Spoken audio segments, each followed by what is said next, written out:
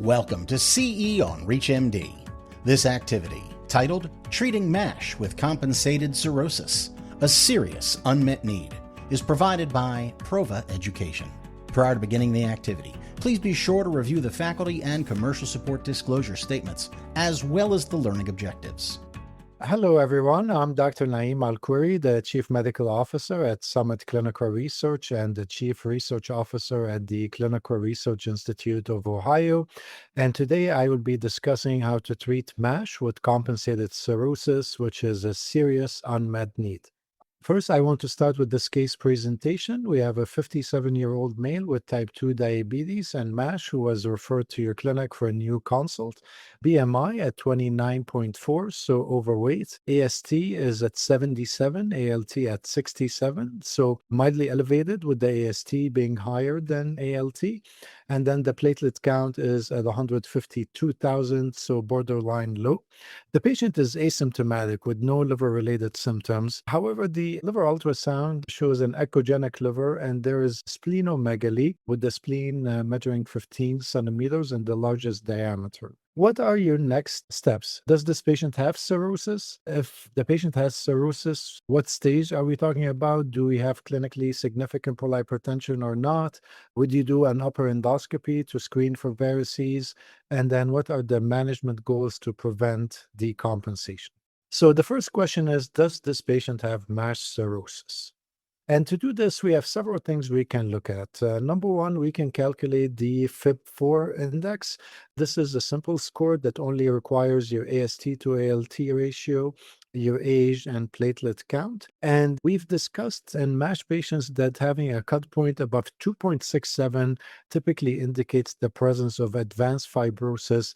But actually, there's another cut point which is more than 3.48, which typically indicates the presence of cirrhosis. So I want you to remember this cut point for cirrhosis, 3.48. And if you calculate the FIB-4 in this patient, it comes at 3.53.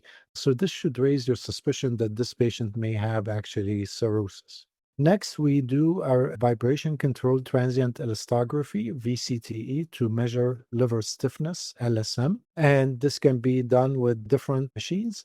And in this case, the liver stiffness by VCTE comes back at 26 kilopascal. With VCTE, we know that the cut point for cirrhosis starts around 14, and typically anything more than 25 indicates the presence of clinically significant portal hypertension. So in this case, again, VCTE of 26 kilopascal indicates high likelihood of having cirrhosis. However, we've known from different studies that the positive predictive value of VCTE sometimes is not optimal. And that's why we have scores that can help optimize the positive predictive value for VCTE, including the Agile 4 score that was developed to predict the presence of cirrhosis and, again, increase your positive predictive value. So to calculate the Agile 4, you have your VCTE liver stiffness in kilopascal. You also have your AST, ALT ratio, your platelet count, gender, age, and if the patient has type 2 diabetes or not. You put all these numbers and clinical characteristics in a mathematical equation, and then you will get an Agile 4. This was developed initially in an internal cohort that included 700 patients and was subsequently validated in 2 large external cohorts. And when you get the Agile 4 score, you're going to get a score that ranges from 0 to 1. Having an Agile 4 less than 0.25 indicates the absence of cirrhosis, so this is the rule out cut point. And having an Agile 4 above 0.57 indicates the presence of cirrhosis, so this is the rule in cut point that maximizes the positive predictive value. So again, if you obtain your liver stiffness and you want to increase your positive predictive value, you may calculate the Agile 4. So in our case, we have a liver stiffness of 26 kilopascal, consistent with cirrhosis. We have a FIB-4 of 3.5 above the threshold for cirrhosis. And if you calculate the Agile 4, it comes at 0.74. So this is above the 0.57 cut point. Now I have several lines of evidence. All of them are showing me that this patient has cirrhosis. So in my clinic, I would confirm the diagnosis of cirrhosis. There is no need to do a liver biopsy. And this is a patient that I would start HCC surveillance, hepatocellular carcinoma surveillance with liver imaging plus alpha fetoprotein every 6 months. Next, I want to see, does the patient have clinically significant portal hypertension? And these are the Baveno criteria and what we call the rule of five. So having liver stiffness less than 10 kilopascal can exclude what we call CACLD, which is compensated advanced chronic liver disease. This is typically having stage 3 and 4 fibrosis, so F3, F4 fibrosis. Having a liver stiffness above 25, that indicates the presence of cirrhosis with clinically significant portal hypertension. And then in patients with liver stiffness between 15 to 25, depending on the platelet count, when the platelet count is low, that also indicates the presence of clinically significant portal hypertension. You may also look at other lines of evidence, including FIB4, enhanced liver fibrosis test, ELF, and then, of course, we have MR elastography as well. But again, I wanted to share this because I think it's very important when we diagnose someone with cirrhosis to see if they have clinically significant portal hypertension. If you recall, our patient had a KPA number of 26, so that indicates the presence of clinically significant portal hypertension. And if the liver stiffness in our patient was at, let's say, 22 and the platelet count was less than 150,000, that will also indicate the presence of clinically significant portal hypertension. When we look at cirrhotic patients, we divide them into compensated and decompensated. So decompensated, we all know this means the development of complications like ascites, hepatic encephalopathy. But even within the compensated group, we look at patients with compensated cirrhosis without clinically significant portal hypertension. And then we have those with clinically significant portal hypertension based on the Baveno criteria. And then we have patients also with varices, and we divide these into small and then large, what we call varices needing treatment or VNTs. So this is how we think about patients with compensated cirrhosis, and making the diagnosis of clinically significant portal hypertension is very important for management. So question number 2 in this case, what are the next steps to prevent hepatic decompensation? So now we know the patient has cirrhosis, and our goal is to prevent decompensation and hopefully avoid a liver transplant. So the management should aim at preventing progression and not just treating complications as they come. And today we don't have any treatment that can reverse cirrhosis and take a patient from stage 4 to stage 3, but I say yet because we have very promising agents in development. We have 2 approaches that can be taken to prevent progression. Number 1 is to suppress the upstream injury, and we've seen this when we cure Hep C, when patients that drink alcohol and they stop drinking. That can help maintain the liver. And in patients with MASH, weight loss is still important, even when they progress to compensated cirrhosis. And then we can also target key factors in the pathogenesis of decompensation and progression. And I think the main thing we can do is really to initiate beta blockers, non-selective beta blockers, or carvedilol in patients with clinically significant portal hypertension. The beta blockers we use in patients with cirrhosis, we prefer carvedilol now because of its ease of use, less adverse events, and evidence that it may decrease portal pressure more than other beta blockers. So this is the preferred agent. And typically you want to up titrate to the 12.5 milligram dose to monitor the blood pressure, of course, and sometimes you are limited with how high you can go. Alternatives to carvedilol include nadolol and propranolol. In patients that do not tolerate beta blockers, of course, endoscopic banding as needed in patients with large varices. One message I want to convey to you today is that, these beta blockers go beyond just preventing variceal bleeding to preventing decompensation. And this evidence was generated in the Prodesky study, where about 200 patients were randomized to receiving beta blockers with propranolol or carvedilol versus placebo. And all these patients had documented clinically significant portal hypertension based on hepatic vein pressure gradient. What we learned from the Prodesky study is that patients in the beta blocker group in the red line here had lower incidence of decompensating events. You see the hazard ratio of 0.51, so almost 50% reduction in developing the primary endpoint, which is basically decompensation or dying.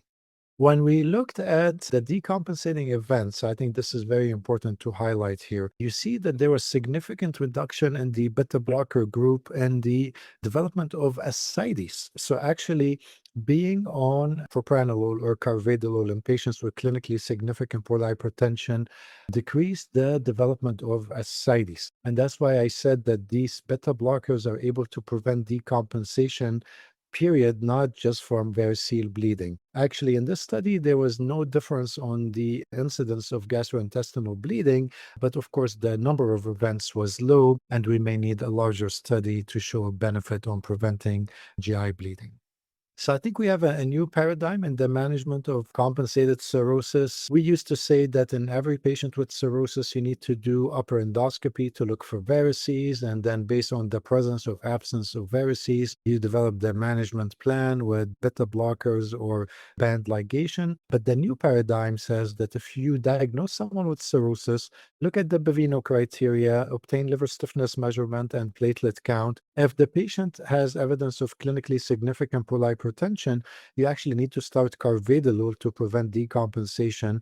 And if they don't have evidence of significant portal hypertension, then you continue to monitor with liver stiffness and platelets on a yearly basis. So if you follow this algorithm, you don't need to do a routine endoscopy on every patient, and you can initiate the carvedilol early on to prevent decompensation. Nutrition is very important also in the management of patients with compensated cirrhosis from MASH. We have to keep in mind that the majority of these patients still have obesity, so we need to decrease their caloric intake, and this depends on their baseline BMI. It is very important in patients with cirrhosis to increase protein intake, and my target typically in my clinic is to do 1.5 grams of protein per kilogram of body weight. In decompensated patients, typically we try to aim higher if they can tolerate it. Patients with cirrhosis are at risk for sarcopenia, so it's very important that they consume enough protein. And it is important also to avoid fasting in patients with cirrhosis because they tend to utilize protein in their muscles and amino acids to produce energy, and that's the last thing we want in patients with cirrhosis. So going back to our case, we diagnosed this patient with compensated cirrhosis. That by itself requires initiating HCC surveillance with imaging and alpha-fetoprotein every 6 months. Next, we diagnosed the patient with clinically significant portal hypertension based on a liver stiffness of 26 kilopascal above 25. So we initiated carvedilol at 6.25 milligram daily initially with up titration and monitoring. And again, this is regardless of doing an upper endoscopy and looking for varices. And again, this is to prevent decompensation. And then we would give this patient a nutrition prescription based on the weight and the BMI to decrease the caloric intake and target about 120 grams of protein daily. I want to share with you some promising data with new agents that might be able to reverse cirrhosis. The first study I'm sharing with you here is called the Symmetry trial. This was looking at patients with biopsy-proven MASH cirrhosis, so stage 4 on the biopsy, that were treated with a fibroblast growth factor 21, FGF21, called efruxifermin for 2 years or 96 weeks. And on the repeat biopsy with the high dose efruxifermin, 50 milligrams weekly, almost 40% of patients were able to reverse cirrhosis and go from stage 4 to stage 3. And this was significantly better than placebo in the completers analysis.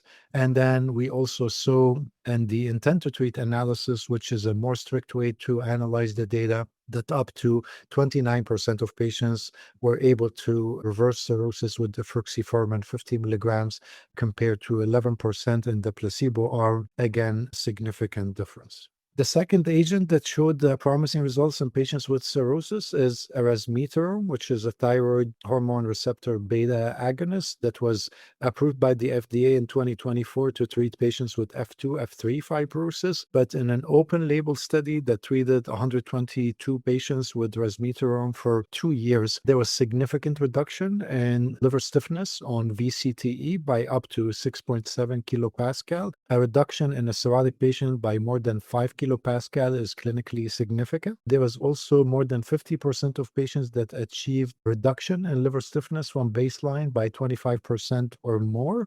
And then in about 35% of patients after 3 years of treatment, we saw potentially reversal of cirrhosis defined as liver stiffness less than 15 kilopascal after 3 years of treatment, and also a reduction in liver stiffness by more than 25%. So very promising results. And we are studying these agents now in phase 3 trials for patients with compensated cirrhosis. Now we expect some results hopefully in 2027. So my take-home message is that we need to classify our patients correctly within the spectrum of cirrhosis. Not all compensated cirrhosis is created equal, and we need to know if they have clinically significant portal hypertension.